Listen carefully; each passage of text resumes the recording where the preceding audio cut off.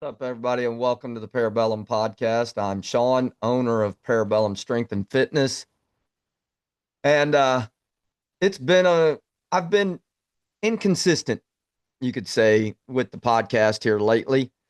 And that's just due to life being in the way. Uh, Life happens. And I want to talk about that mainly because I have been inconsistent with social media because I've grown to disdain it. Uh, and I'm fighting very hard to not allow it to make me disdain the fitness industry. So let me explain that. In my opinion, and I'll make that clear, it's my opinion, 98% of what you see on social media regarding fitness is absolute garbage and fake. The people with hundreds of thousands of followers, they are after the masses and they are after the paycheck from the social media platforms. Fine. I don't hate on them for that.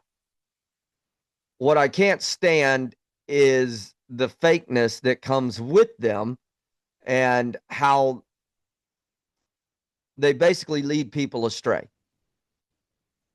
especially those with the apps that say, do my workout. Why? Why am I going to do your workout? Am I going to get the same results as you without the chemical assistance that you have? I personally don't care if anybody's on PEDs, TRT, steroids, whatever. Doesn't bother me one bit. You do your thing, but be honest about it.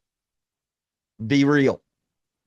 Don't tell me that you've got training figured out like nobody else, that you have nutrition figured out that no one else has figured out, and it turns you into a super stud. And if I do things exactly the way you do, I'm going to get the same results. Not going to happen. We're two different people. We have different genetics. Does that mean I won't get any results? No. I'm sure that everybody gets some decent results. I know this: a detrained individual will see positive results doing any program because getting your butt up off the couch is going to make a massive difference as opposed to continuing to sit there. So you get plenty, you're going to get plenty of good things out of doing anything. When it comes to athletes, though, there are so many different philosophies, different training methodologies, and it's overwhelming. And the truth of it is, as long as they stick to a few basic principles, they all work. They all work. Lift heavy, jump often, sprint max speed twice a week, do plyometrics at least 4 days a week, and that is upper body and lower body plyometrics, and you will get better. You will get more athletic. Isolation has a very small place in all of that. When I say isolation, the single arm preacher dumbbell curl, that's isolation. That is very small place in an athletic training program. but it's there and it's needed. Hypertrophy is needed because that hypertrophy, the gaining of muscle size, that's body armor. It's needed. But it shouldn't be the main focus of the training program. Lifting heavy is needed. In my opinion, here we go. My opinion, lifting on machines has a very small place in that athletic training program. Why? Because it takes away the necessity of your core to stabilize your entire body, which means your core isn't getting any work. So if I'm sitting down on a leg extension and then I'm going over to or if I'm going to leg press, then leg extension, then supine hamstring curl machine, I'm getting zero core work from that. Nothing. I'm isolating my legs. They are getting stronger, but I'm not under a load, and I'm not really, and I'm definitely not doing anything athletic because we don't play any sports sitting on our butt.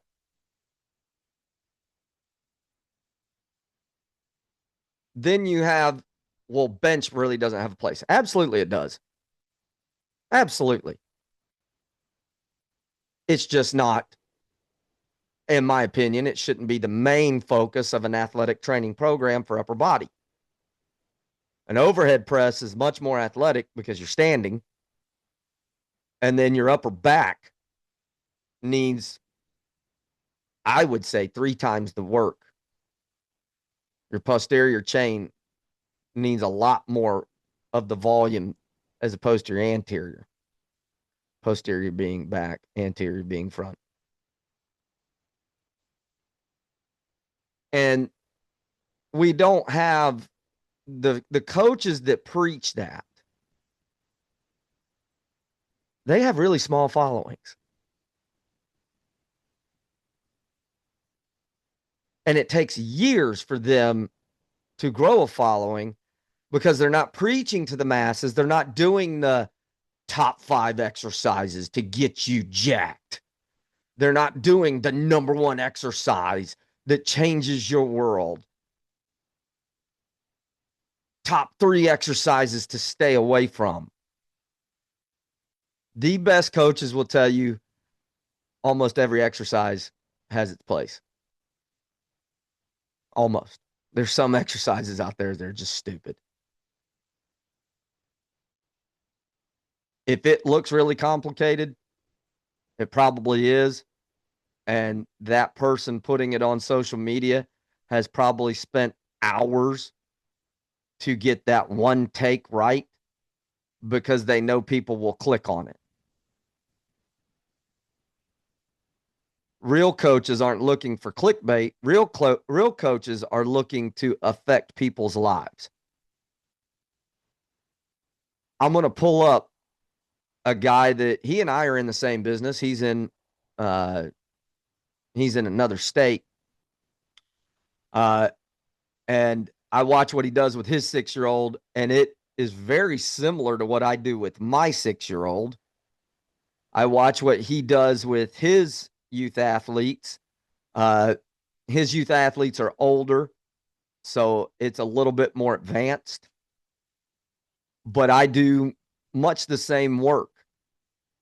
And I came across his Facebook post today, and I went, oh my God, the dude took the words right out of my mouth or right off of my keyboard.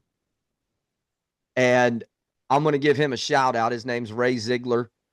And I'm definitely going to share this with him because too often in this business, as in any other business, it could be said, well, he's your competition and you're going to shout him out. He's not my competition. He's in another state. If he's doing online work, great, good for him. There's plenty of youth athletes out there. I think the last podcast I did, I put up the numbers. There's something like 33 million youth athletes. If he gets 32 million of them and leaves me a million, I'm okay with that. But when you're in agreement with somebody, when somebody nails something, you need to shout them out. So I'm going to pull up a post of his that was just outstanding. If you'll give me a second here.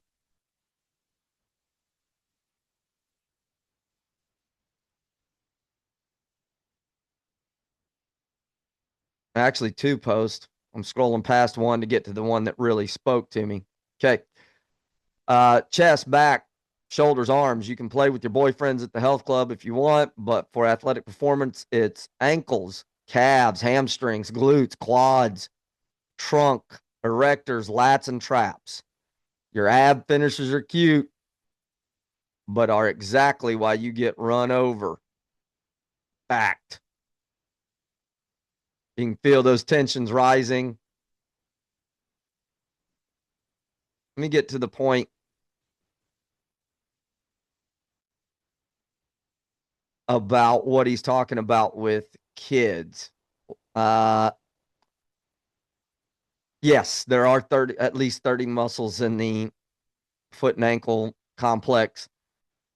He's joking about about it being a health club, but he's talking about, the splits, chest, back, shoulders, arms, legs, split. And that's the worst thing in the world for athletes. It's not athletic. You're standing still. It's all frontal plane.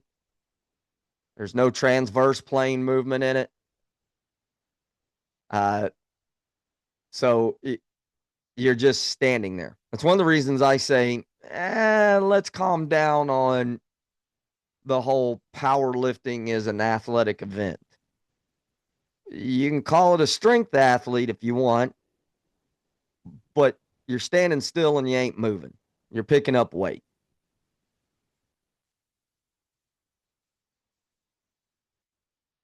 And so he tells parents, for those parents and kids who train on their own, quotation marks, what do you think they're training? The show muscles or the go muscles? And he's right. Usually it's neither one. Number one, if you are training the show muscles, you're probably not training hard enough because those bodybuilders, they go through pain to grow their muscles.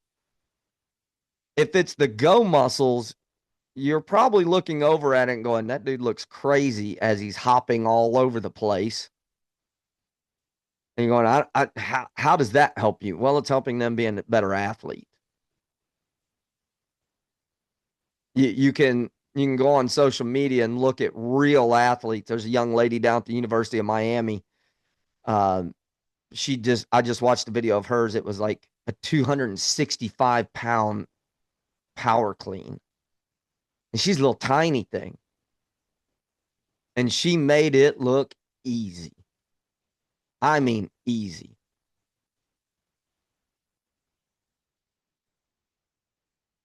So he asked, is your kid intelligently combining knee dominant and hip dominant hamstring exercises with appropriate volume?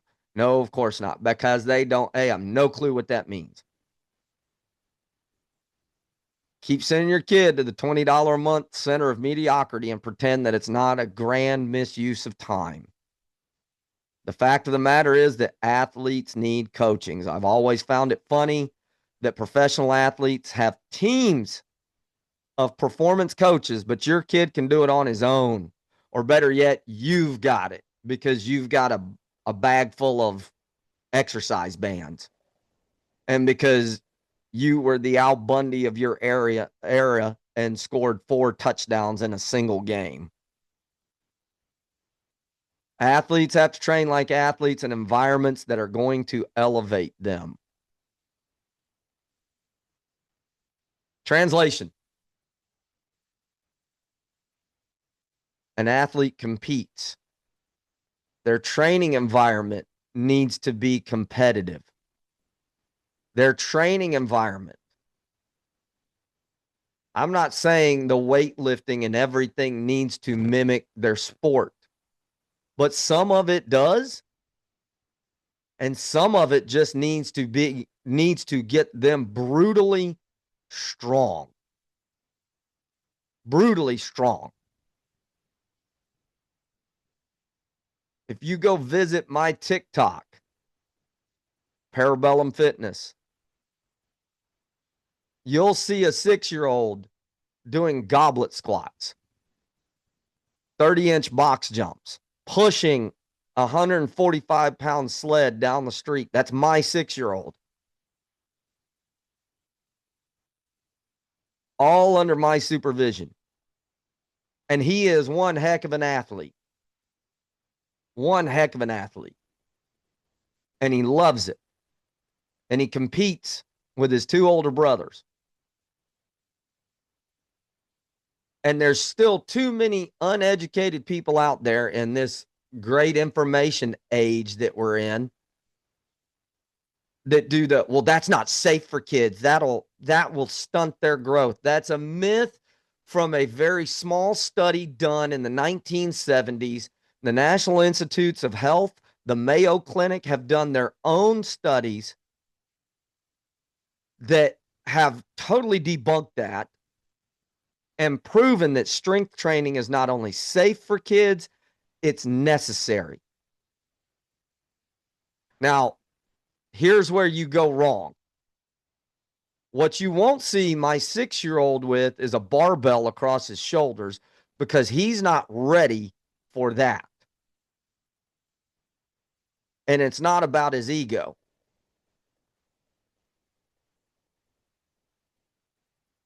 That's where, if a coach is doing that, they're not the right coach. They're the guy that woke up one day and decided, I'm going to be a coach, but didn't go get any education in it. So, and you can go to UNC Chapel Hill's strength and conditioning website. Their coaches, they talk all the time. Freshmen that come in here, they're not barbell back squatting. They're learning from a press out box squat, then a goblet box squat, then a goblet squat. And when they prove they can do all of that, we'll move them to a barbell front squat. When they prove they can do that, then we'll move them to a barbell back squat. It's not that the barbell back squat is an unsafe exercise. It's like anything else. It's unsafe in the wrong hands. A gun is an inanimate object. A gun by itself is not dangerous. It takes the hands of a person to make it dangerous. A car, inanimate. I got a big old truck out in the driveway. It's at no risk of running anybody over right now. But if I let my 6-year-old behind the wheel, then we probably got problems. Back squat's the same thing. Deadlift, same thing. Bench press, same thing. But you want to play your kid in sports year round and then wonder why at age 9 he's complaining of shoulder pain or knee pain, and you want to chalk that up to, it's growing pains. And that very same kid that is a all-world select baseball pitcher or whatever he may be, whatever he or she may be, that very same kid can't do a single proper push-up.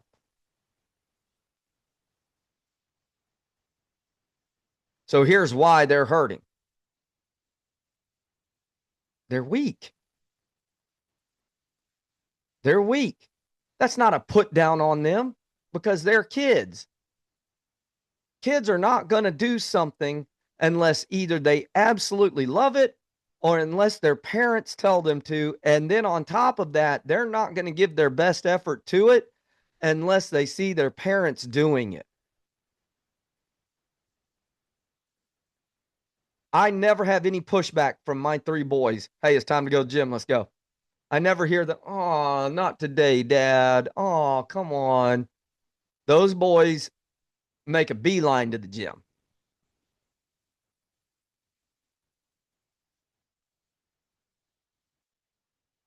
Do I get that stupid, ugly cry face out of them sometimes? Yes. And you know what I do? I make them keep doing the exercise because that tells me we have found a weakness and we need to turn that weakness into a strength.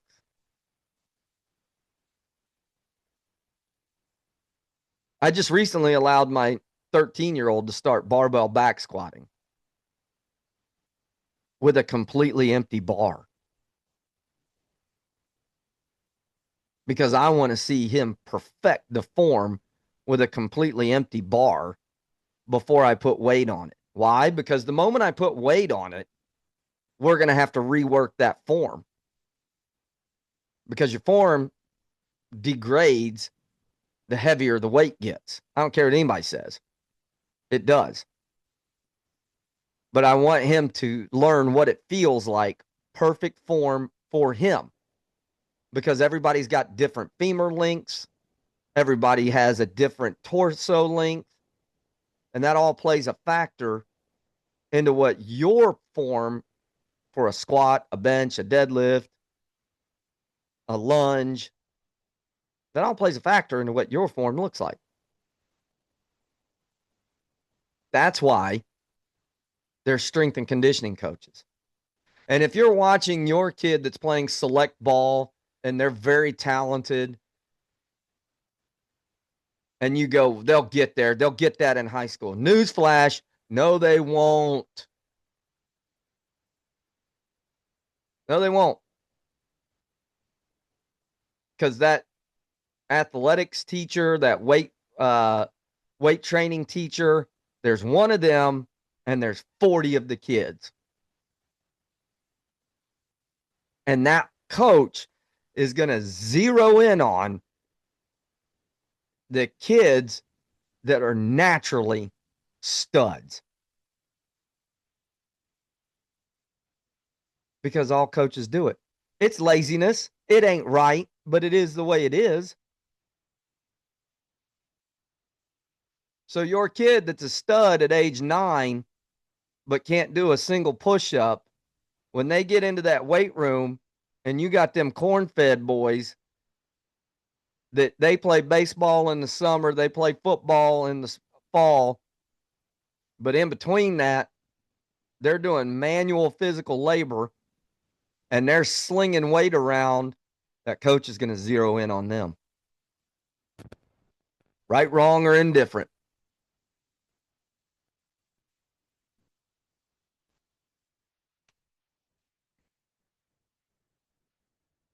So it's up to you as a parent to find them a strength coach.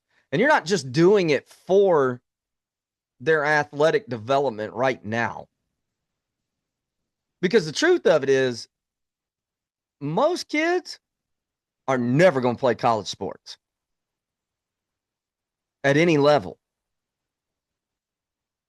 That's just the odds.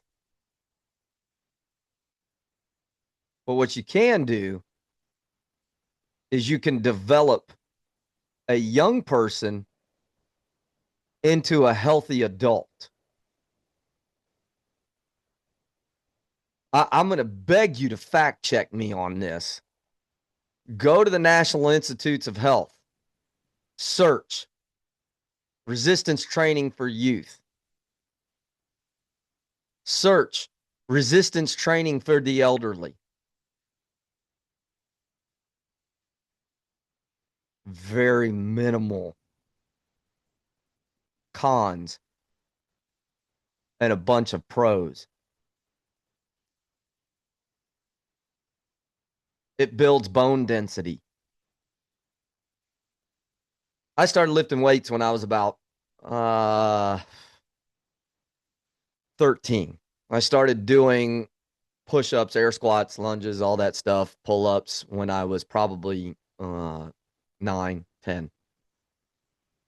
And when I was that age, you know, we didn't have the knowledge that we do now. My dad at the time was like, no, you're not going to lift until you're 13. It'll stunt your growth. He didn't know any better. He was going off of the old studies. The field of exercise science and kinesiology is very young. Only really started in the 1960s, early 1970s. And in the last 15 years, the field has come leaps and bounds from where it was. But in that amount of time, through all the airplanes that I've jumped out of, all the walls I've fallen off of, running around with a ruck and body armor on my back for years and years and years, I think I've only had 3 broken bones, and they were small. Fingers, toes, nothing significant that had me in a cast and immobilized. Now, number one, that is through the grace of God, his protection, and him showing me favor. And I don't mean that like everybody that does all glory to God. No. Yahweh. Yahweh, the Hebrew God, the Christian God. But number two, it's because I've done a ton of resistance training. I've got super dense bone structure. It also aids in cognitive abilities. It also aids in cardiorespiratory fitness. Granted, you need to do some type of isolated cardio, sprints. If you're an athlete and that's not an endurance athlete, you don't need to do 5-mile runs. All you're doing then is slowing yourself down. You're feeding type 1 muscle fibers. And if you're not an endurance athlete, you're a baseball player, which is a long distance runner, a cyclist, cross country runner, swimmer, those folks. Yeah. Okay. They need that type 1 feeding. But if you're a type 2 athlete, baseball, football, MMA, you need to feed those type 2s a lot more. So that means sprinting. That means rowing. That means an assault bike, stadium stairs. You need to do a lot of that because your type 2 muscle fibers are your fast twitch, your power producers. That will help with your cardiorespiratory fitness. So does weight training, resistance training. I'll put it that way because that's less scary. So many parents out there don't understand that if they have a stud athlete, getting them with a strength and conditioning coach only enhances their abilities. You need skill work. Not going to take away from that. Not going to say, you need to spend more time in the weight room than you do on the field. I'm not saying that by any means. You need that skill work to stay on top of your sport. But you need strength work. A lot of it. You need conditioning. A lot of it. You need plyometrics.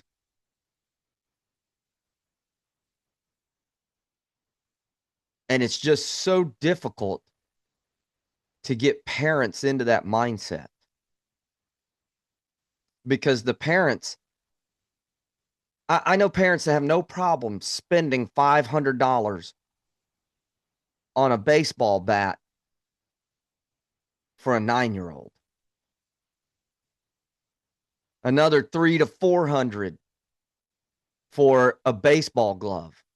Another 150 on a set of Bruce bolts.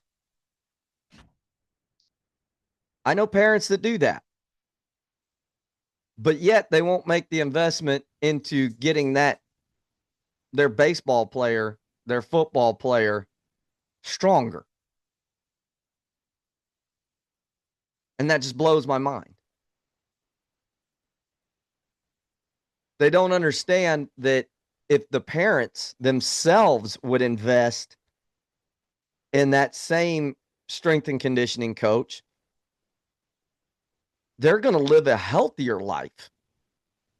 And then there's the, well, I don't have time. I get up and I go to work and I'm at work for 12 hours and this, that, and the other. Okay, I get that. There's my other problem with influencers. We all have the same 24 hours in a day. Well, about 6 of yours are spent at the gym with your cameraman filming content. That's your job to be there. Real people don't have that amount of time to spend at the gym. But that's why you have me that maximizes your time. All you need to do is get there and get it done. That's it. That's your responsibility. Parents, bring your kid to a strength coach. I have a young man comes to my house twice a week. Only missed 2 days in the last 6 months. And that's his parents that are bringing him. His parents making the investment in him. Why? Because they go, he's got a lot of baseball talent, but he can't move well. And he's not going to go very far being able to hit bombs and do nothing else. Their other son just got done with football season. He's going to start coming to me. I've trained him before. And they go, he's not going to go very far unless we get him moving better. And we want to give him every opportunity. Their attitude is, I want to look my kid in the eye. And if they fail to go to college, bud, you gave it everything you had. And we gave you every opportunity. We got you a strength coach. Now we let the cards fall where they're going to fall. To me, that's the best thing you can do as a parent. I do that with my kids. I don't know if they're ever going to play college sports. Like I said, the odds are very much against them. But I'm going to give them every opportunity. And what I'm really looking at is, I don't want to see one of my sons when they're age 35 with a beer gut and struggling to get up off the couch. I don't want them to have an overinflated ego. Like I hear so many dads, oh, I can do that. And then go play flag football with their kid and the dad's falling in the yard.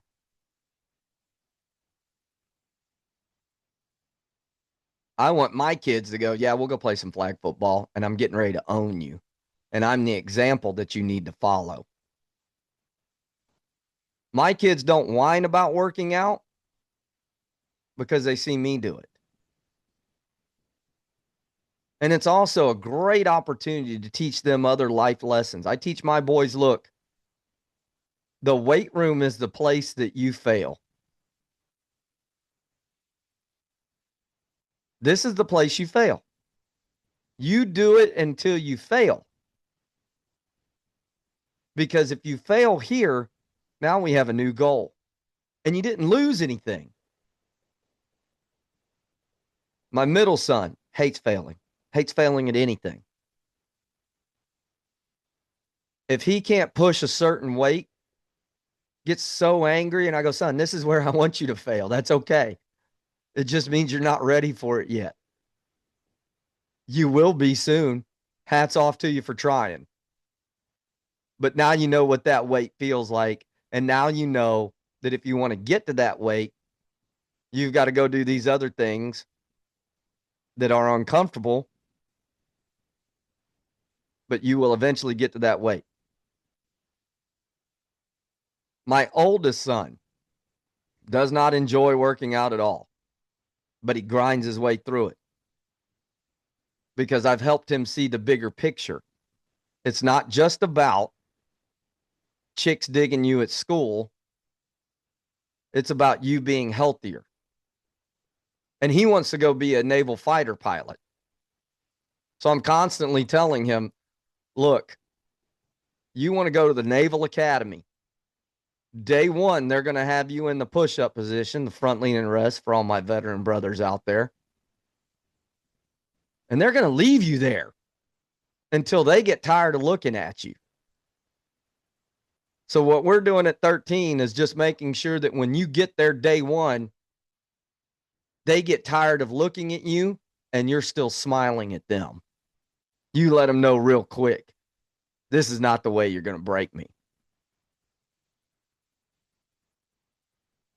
Now, the youngest, I can sit him down and watch World's Strongest Man, and he's into it like nobody's business. He just loves it.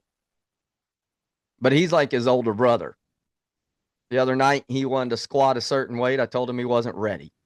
This kid cried his eyes out because I wouldn't let him pick up a heavier kettlebell. That's the kind of things you should want from your kids. They want to do more. Those are the life lessons that are learned in a weight room. We all want to talk about life lessons learned on a field, but I don't hear many coaches talking those life lessons anymore. What I hear is win, win, win, get that college scholarship, get that NIL money. All great things. I don't hate on anybody for making that NIL money. Go for it. You deserve it. You're making the school a bunch of money. You should see some of it too.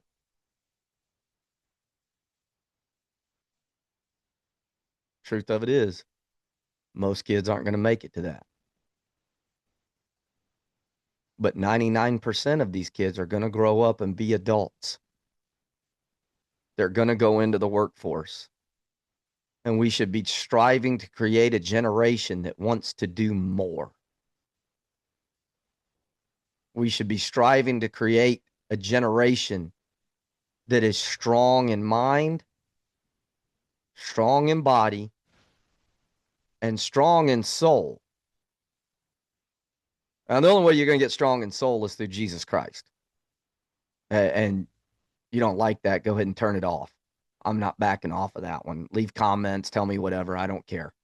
I'm not backing off of my belief that Jesus is Lord and Savior. And the only way to have a strong soul and spirit is through acknowledging that He is your Lord and your Savior.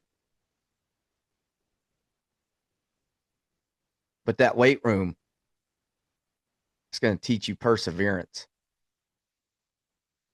It's going to teach you tenacity. It's going to teach you resilience.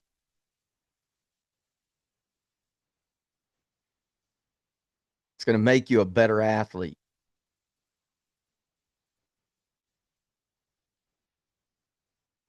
So parents, come on, wake up. Wake up. Give your kid every opportunity. If you'll spend the money on the $500 bat that they're going to use for a year because they outgrow it, make the $200 to $400 investment a month into making them a healthy individual the rest of their life, and give them a leg up as they go into middle school, high school, and even college. Don't let them be the forgotten one because they're not throwing around a bunch of weight in the weight room. That's one of the first things coaches look at because it's one of the first impressions a kid can make. And the sooner you start them, the better, because motor development, learning how to move, biomechanics, motor development starts at about age 2 and goes till around, you'll hear different things. I subscribe to the American College of Sports Medicine till around the age of 12. Other people will say all the way to the age of 18. Pretty much if a kid sits around and plays video games all day long and he hits age of 12, good luck turning that kid into an athlete. Not going to happen. They don't move right. And even if that kid goes to athletic training and then goes and sits down and plays more video games all day, all night, and the only athletic development they get is when they go to practice once a week, twice a week, and then go to athletic development once a week, twice a week, they're still going to struggle more than everybody else. My kids aren't allowed to turn on a TV until it gets dark. The only gaming console in my home belongs to my wife. One of those Nintendo something. I don't know. Because I want them moving. I watched my youngest. My stairs are right outside my office door. I watched my youngest last night pogo hop up the stairs. There's about 14, 15 stairs.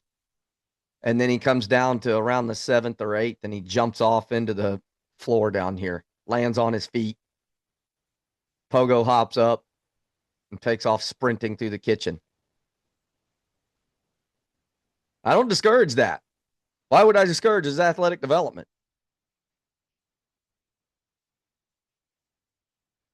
I just want to make sure he doesn't hit his head. If he breaks an arm, well, it'll heal back stronger. Oh, God. What kind of parenting are you doing? Well, I'm raising men, not boys. So at the end of the day, parents, what are you really investing in? Are you investing in the here and the now? Are you being short-sighted? Or do you want to make a long-term investment in your child, which you're going to do anyway? So you might as well go all in on them. Either go all in or back off the sports, which I say back off the sports anyway. If your kid is in season year round, you're begging for an injury, begging for it. They need an off season. They need to strength train. They need to gain strength to go back into the sport that they love. There's nothing wrong. I mean, at minimum, they need 4 months out of the year where they're not playing their sport. It'll also increase their love of the game. You'll find out if they love it or not. So anyway, I hope this is helpful. You guys have a great day. Remember, Jesus is Lord. 2 Chronicles 15:7. Be strong. Do not let your hands be weak, for the Lord shall reward the work of your hands. Talk to you later.